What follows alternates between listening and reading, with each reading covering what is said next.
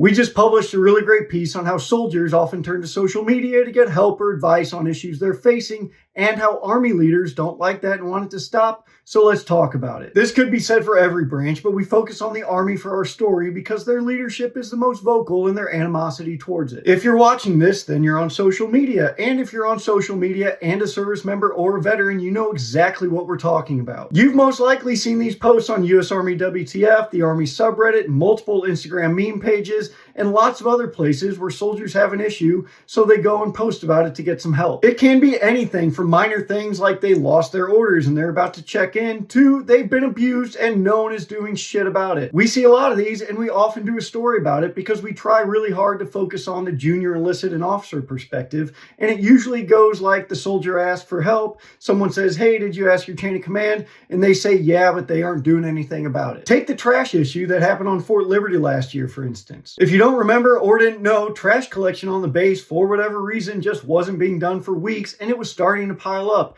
And worse, they were using soldiers to fix the problem that someone else had created. It popped up on the Instagram page, Fancy Bear at first, we think, and it had been going on for weeks, and leadership hadn't done anything about it. So the folks at Fancy Bear posted the photos, we and others like Mil Times and Military.com did a story, and then wouldn't you fucking believe it, something got done about it. I've been doing social media around the military for over 5 years now because I'm an idiot, and I've seen this happen dozens of times. If you don't want soldiers to go to unofficial channels, stop giving them a fucking reason to. They do this because they've seen it work for others when nothing else would, and they're tired of feeling like nobody gives a shit about them. They'll sit there and tell soldiers to be proactive and take care of each other, advice that they should listen to, but instead they get on stage and call the issue of mold in the barracks a discipline problem. Shout out to General Eisenhower for that little gem. Now, we've painted with a pretty broad brush here, and some might think it's unfair, but to once again turn their words against them, perception is reality, and the perception in the junior rank and file